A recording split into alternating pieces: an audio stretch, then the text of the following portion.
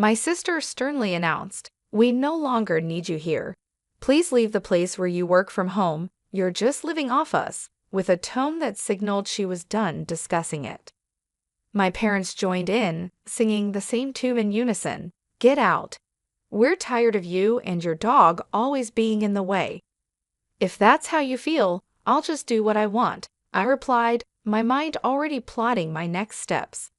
"Let me introduce myself. I'm Lisa, a 41-year-old single woman working as a freelance web designer. I can do my job from anywhere thanks to the internet and my home setup. I have my own space to work in, and I enjoy the freedom of managing my own time." Despite loving my job, my life was disrupted 5 years ago when my parents suddenly decided to visit me without notice. As soon as they walked into my house, they began to look around and soon started a conversation that hinted at major changes ahead. "This house is quite spacious, Lisa," my mother observed, looking around. "It almost seems like we could live here too." "And there's even a spare room," my father added. "It seems a waste for Lisa to live in such a big house all by herself." Without asking me, my parents had made up their minds in their typical manner. They seemed to think moving in with me was settled without even considering what I might want. I had never planned to live with them, and I made my position very clear. "Hold on a moment, I have no desire to live with you," I said, puzzled by their assumption. "What are you even suggesting?" My father's face flushed red with anger as he sharply retorted, "You've taken over this house, claiming it was from your Uncle Michael, and you're trying to claim it as your own. There's a limit to how low you can go." I tried to set the record straight. I didn't take it over. I had a proper discussion with Uncle Michael, and he willingly transferred it to me, I explained.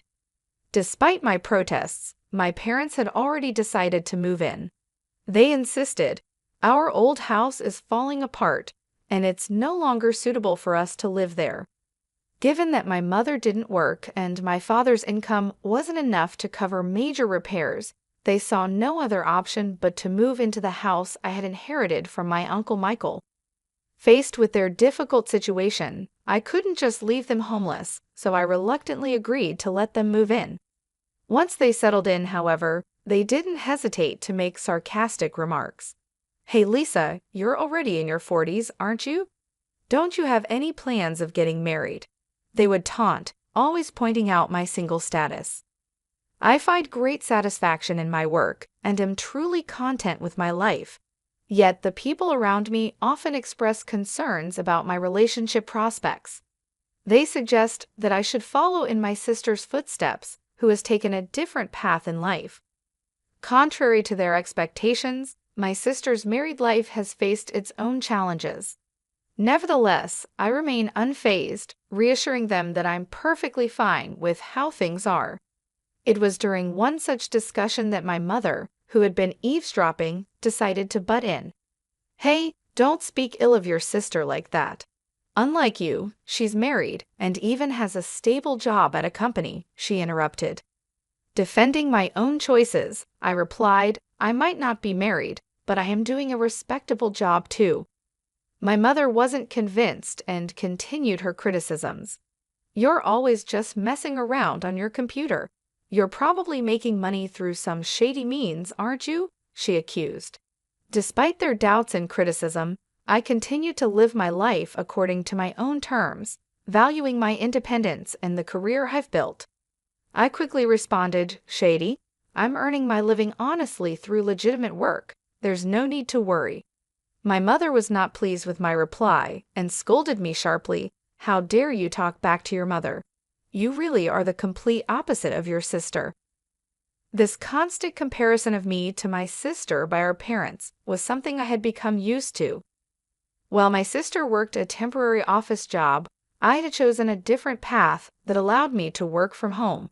Although I knew our parents' generation might not fully understand the concept of remote work, it still hurt to be consistently belittled. However, one day while I was preparing dinner, instead of my perpetually idle parents, the doorbell rang unexpectedly.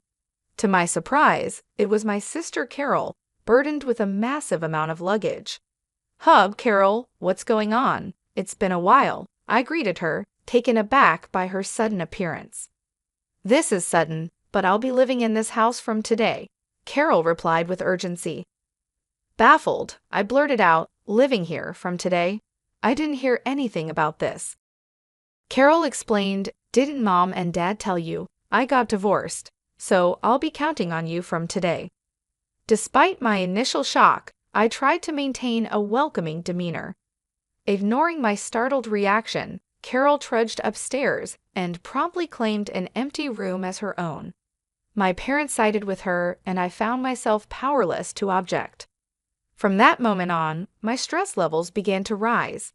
Carol, after her divorce, had quit her job and spent her days speaking ill of me with our mother.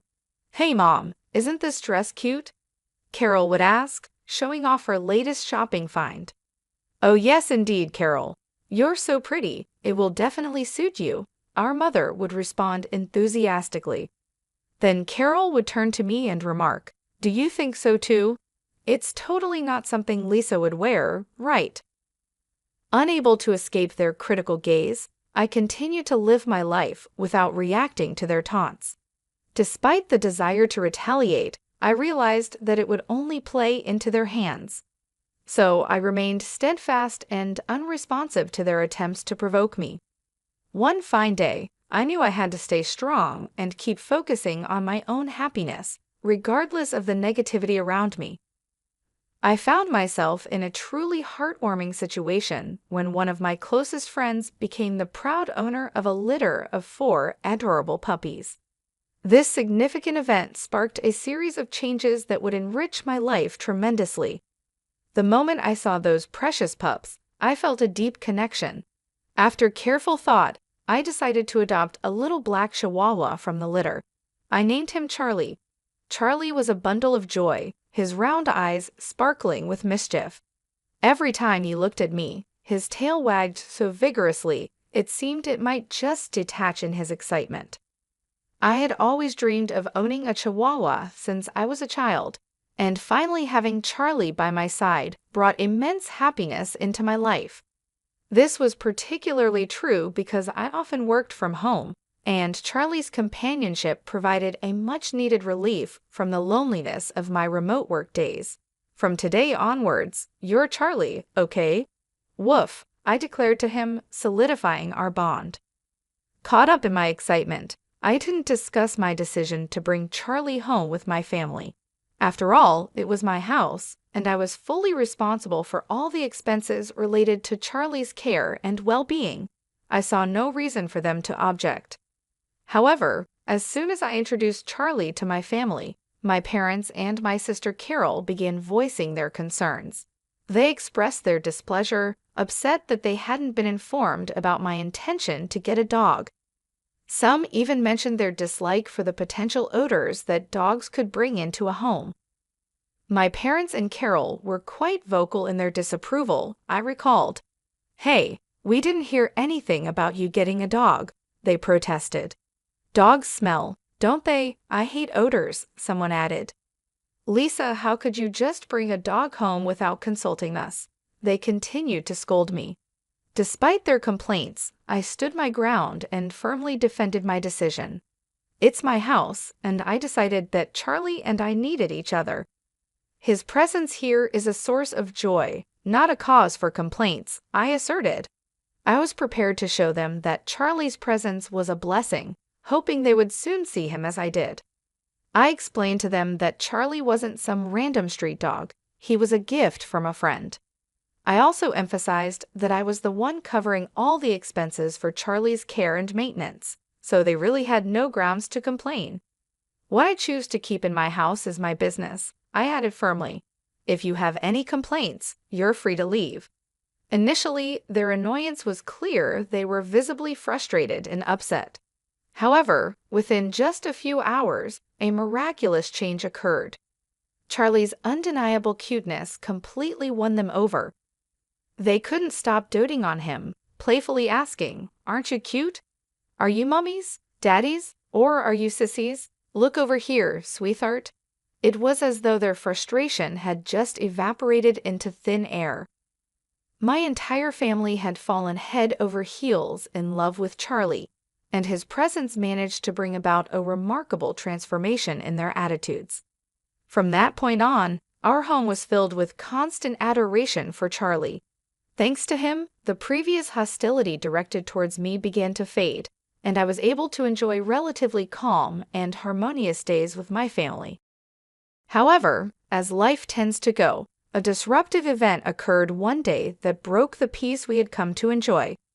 While I was out running an errand, I received an urgent call from my sister, Carol. She sounded agitated and demanded, "Come back home now." Startled by her urgent shout, I asked her what had happened. She unleashed her frustration over the phone, shouting back, "It's not what happened. It's what Charlie did. He did his business on my clothes. What if they smell?" I tried to calm her down, saying, "Oh, just wash them quickly and they'll be fine. And isn't it your fault for leaving your clothes all over the floor?" Carol retorted, "What? It's my fault? It's your poor training that's to blame." I sighed, realizing that this was just a minor hiccup. "Enough, Carol. Charlie is still a puppy, you know. If you take him out for a walk, he won't do his business at home. You said you were excited to walk Charlie today, didn't you? Did you actually take him?" I had originally planned to take Charlie for a walk later in the day, but I didn't realize this decision would trigger a series of events that would throw my family into chaos. The core issue was that I hadn't fully trained Charlie, our beloved dog, and the consequences of this oversight were about to unravel. When I returned home, I walked into a home filled with tension. My sister Carol, clearly furious, confronted me immediately. Her anger was evident, and it was clear she had already briefed our parents about the mishap, as they too glared at me, standing amid Carol's now soiled clothes scattered across the floor. Carol, distraught, threw the soiled garments at me in a fit of frustration. "I'm going to charge you for the cleaning costs," she declared angrily. "Why should I pay?" I retorted. "It's because you didn't take him for a walk and left your clothes all over the floor." My parents quickly joined in, urging me to take responsibility. "Lisa, shouldn't you at least apologize to Carol?" they suggested. "All of this happened because of that Charlie you brought home." As the accusations continued, I couldn't help but defend Charlie. "Can't we give Charlie some slack? Puppies are like babies. They make mistakes sometimes." But my family seemed determined to blame me and Charlie. "This situation only happened because of this stupid dog," my sister snapped again. "Lisa, you made the right choice by not getting married if you became a mother. I doubt you'd raise a decent child." Her comments grew harsher, and my frustration mounted. "How dare you say something like that?" I exclaimed. "If you had taken him for walks properly and kept the house tidy, none of this would have happened." Finally, my sister reached her limit. She pointed at me and declared, "I can't take this anymore." The situation had escalated beyond simple pet mishaps to personal attacks, revealing deeper family tensions. Despite the hostility, I knew it was essential to remain calm and address each issue thoughtfully, prioritizing Charlie's training and our family's need for better communication and understanding. "I don't need you or this dumb dog. Get out of this house." The words struck me like a ton of bricks. "What?" I stammered in disbelief. "Didn't you hear me? I said get out. We don't need a home-wrecking freeloader here," my sister continued harshly. Her accusation cut deeply, especially since she knew all too well that I was currently without a job. I was stunned. Who did they think was covering the household expenses? It was me. As I stood there, bewildered by my sister's outrageous claims, even my parents joined in, supporting her view. "That's right, Lisa. Leave this house. Your presence only makes us feel worse," they echoed. I had reached my breaking point. "You're all jinxes. Just get out," they shouted together, their voices echoing off the walls. "That's it. I've reached my limit," I finally burst out. "If this is how it's going to be, just wait." With that declaration, I decided to take control of the situation. I quickly packed my belongings and left the house with Charlie wrapped in a towel. As I walked away, thoughts of revenge flickered through my mind, but I knew this saga was far from over. A few days later, as expected, my sister reached out to me in a panic. "Lisa, help! What happened to the house all of a sudden?" she asked, her voice filled with anxiety and desperation. Curious about this new twist in our ongoing family drama, I inquired, "What happened? Why do we suddenly have to leave?" "We were told to leave by the end of this month," she replied, her voice trembling with stress. The realization hit me hard, and I couldn't help but wonder if this was the universe's way of teaching my family a lesson about compassion and understanding. "Ah, so what's the problem here? Why do we suddenly have to leave?" Carol's voice quivered as she struggled to grasp the situation. "I've made the decision to sell the house," I told her firmly. I stated calmly, and Carol froze, disbelief clear in her trembling voice. "What do you mean you've decided to sell it? You don't have the authority," she stammered. "A month ago, the house officially became mine, a fact I had kept to myself until now," I explained. "Yes, I received the house from Uncle Michael, and the title is in my name," I revealed, causing Carol to react with shock. "You're kidding, right?" Her skepticism was evident. "Even if the title was transferred to you by Uncle Michael, you can't just sell it like that," she argued. "I understand your concern," I reassured her, "but right after you told me to leave, I consulted with Uncle Michael.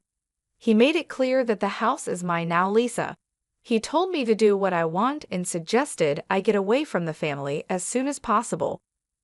Carol was taken aback, struggling to process this unexpected revelation. "What? No way," she muttered. As our conversation continued, I suspected my parents might be listening in through the phone's speaker. Soon enough, they began to voice their objections. "Hey, Lisa, cut it out. We have no other place to live if we leave the house," they interjected, trying to appeal to my sense of family loyalty. "That's right, Lisa. It's unthinkable to do this to your own family. If you're a good daughter, show some respect to your parents," they added. With a quiet but firm tone, I responded, "Respect? What are you talking about? You've always looked down on me compared to Carol. Who do you think has been supporting your life for the past few years? You all had nowhere to live, so I reluctantly let you stay with me." My parents were momentarily silenced by my strong response. Without waiting for their reply, I contemplated the implications of my decision, ready to enforce the boundaries that were long overdue. I continued, "Who treated me and Charlie like nuisances and kicked us out? It was you, wasn't it? Trying to drive out the original resident is shameless." My father, his voice full of plea, responded, "Please, Lisa, help us. We're sorry." But I had had enough. "I don't care. Fend for yourselves," I said resolutely. With that, I abruptly ended the call and blocked all my family members' contacts. Charlie, my loyal canine companion, looked up at me with a worried expression. I held him close and whispered, "I'm sorry, Charlie, for shouting. It's all right now. I will protect you."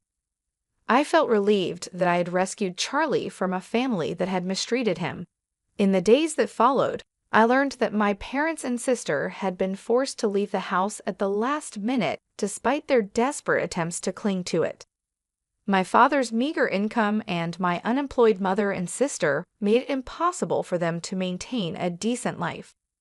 Rumors circulated that my sister was constantly pressured by my parents to find a job, and their family relationships deteriorated further each day.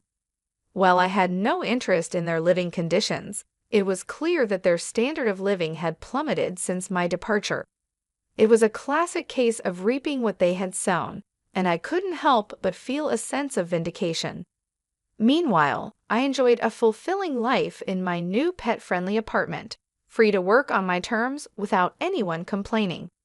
All my earnings were solely for myself and Charlie. I was genuinely content with my life. "Charlie, let's go to the dog park today," I said with a smile. Charlie seemed livelier, perhaps because that noisy family was no longer a part of our lives. From that day forward, I was determined to protect Charlie for the rest of our lives and lead a peaceful and happy existence.